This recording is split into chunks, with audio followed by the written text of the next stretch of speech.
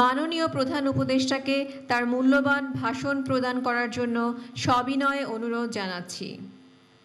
সম্মানিত সুধী, মাননীয় প্রধান উপদেষ্টা। বিসমিল্লাহির রহমানির রহিম।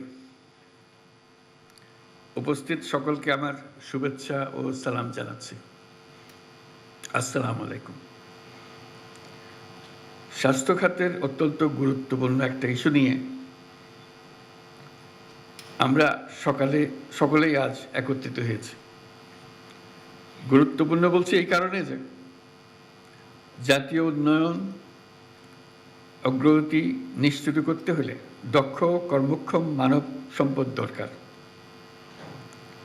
দক্ষ কর্মক্ষম মানব সম্পদ ব্যবস্থাপনা গড়ে তুলতে না পারলে ব্যক্তিগত জীবন থেকে জাতীয় উন্নয়ন কোনোটাই যথাযথভাবে করা যাবে না।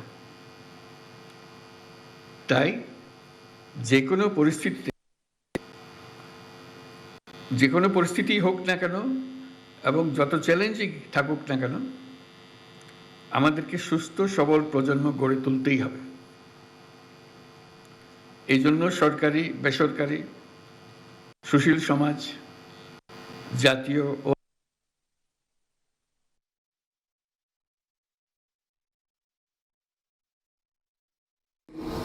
মানুষ সকলের সক্রিয় অংশগ্রহণ প্রয়োজন।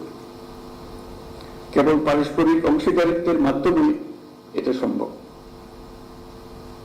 আর সেই কারণেই আজকের আয়োজন গুরুত্বপূর্ণ ও তাৎপর্যপূর্ণ, যেহেতু আমরা সবাই একসঙ্গে, সারা সরকার একসঙ্গে বিষয়টির মোকাবেলা করতে চাই।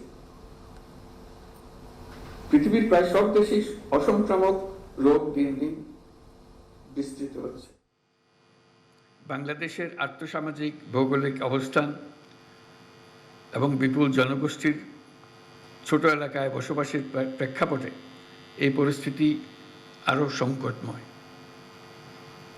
তাই এটি জাতীয় স্বাস্থ্য ব্যবস্থাপনার সম্ভবত সবচাইতে গুরুত্বপূর্ণ দিক, যা শুধু স্বাস্থ্য খাত নয়, আমাদের সামগ্রিক অর্থনীতি, সামাজিক নিরাপত্তা এবং টেকসই উন্নয়নের সাথেও নিবিড়ভাবে জড়িত।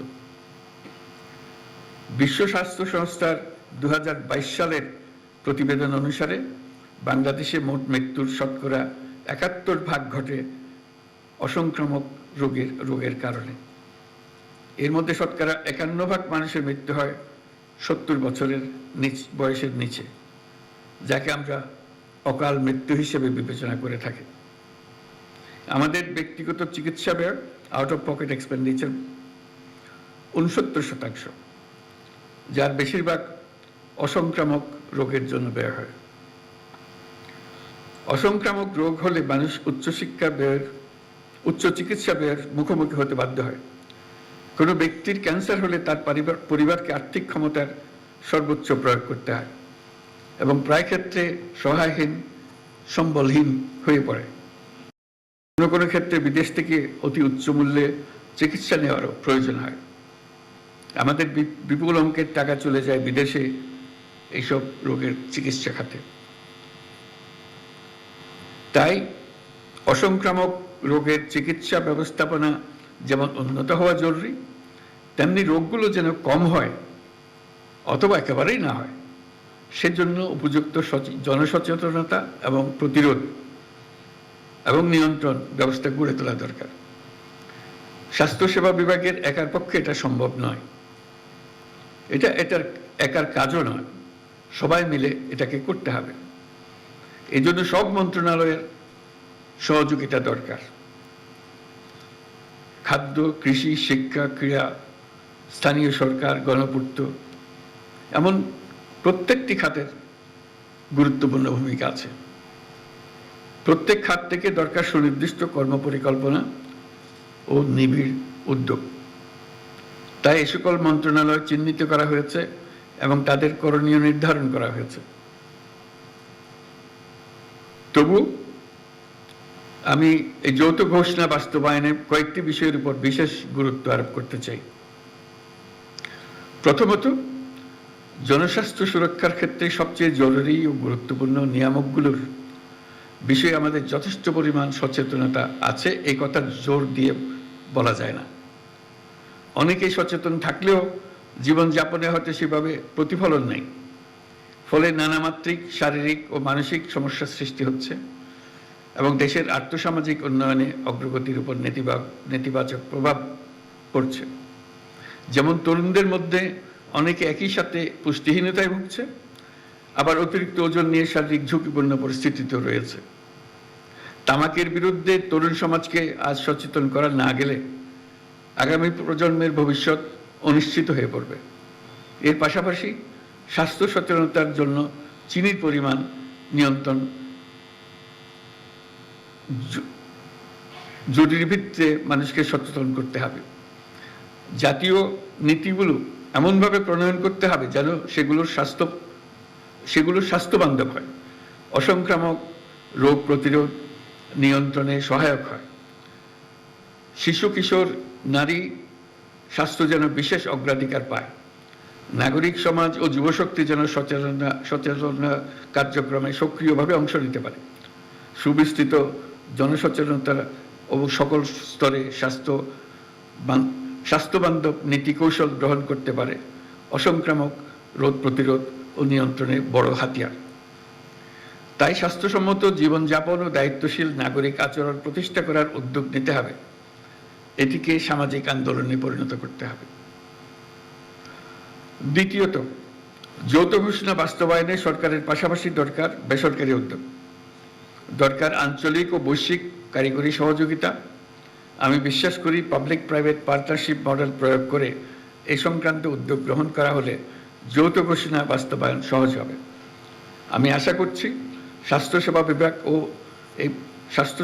বিভাগে এই বিষয়ে উদ্যোগ গ্রহণ করবে, স্বাক্ষরকারী মন্ত্রণালয়গুলো সহযোগিতা করবে, বিশ্ব স্বাস্থ্য সংস্থার প্রয়োজনীয় সাপোর্ট দেবে।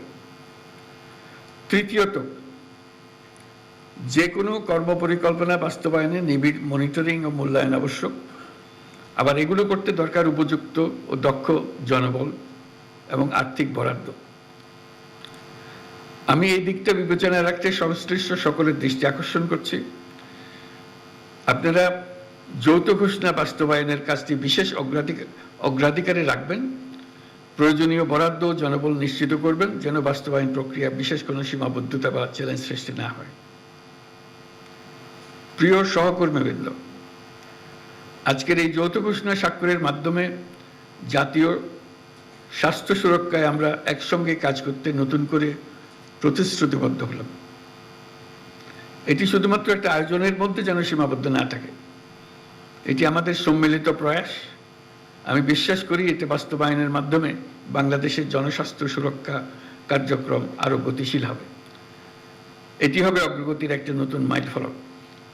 স্বাস্থ্য সম্পর্কিত টেকসই উন্নয়ন অভিষ্ট ও এসডিজি পরবর্তী উন্নয়ন এজেন্ডাসমূহ অধিকতর দক্ষতার সাথে অর্জন সহায়ক হবে।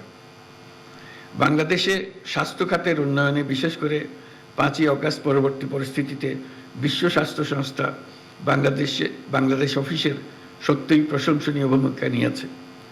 আমি জেনেছি আজকের আয়োজনে তারা গুরুত্বপূর্ণ সহযোগিতা করেছে, এই জন্য আমি তাদের ধন্যবাদ জানাই।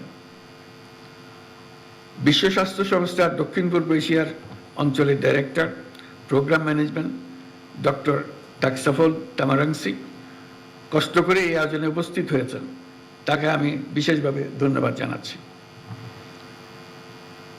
আপনাদের সকলকেই আমার কৃতজ্ঞতা জানাই, ধন্যবাদ জানাই। মহান আল্লাহ তাআলা আমাদের সহায় হন। আল্লাহ হাফেজ।